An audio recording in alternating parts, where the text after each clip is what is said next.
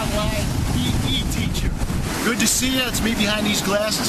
Good to see you. I just want to let you know that exercise on vacation is a great thing to do. No matter if you're in the city, on the beach, in the mountains, no matter where you go, you can get some good exercise. Matter of fact, it's great for you because you'll be breaking up your routine.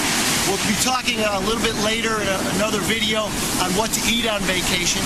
But I want you to be aware, if you're going to a city that you've never been to before, or any place you've never been to before, make sure you go online and look at where it's safe, where it's not safe. Make sure you're jogging or walking and seeing the sights in a part of the city or a part of the country that you feel safe. So you want to make sure you check all that out.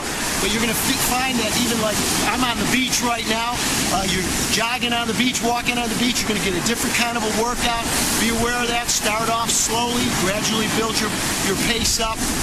But when you're on vacation, you could exercise, you should exercise, and you'll have a great time exercising. So keep that in mind. Have a great vacation, but keep up your exercise.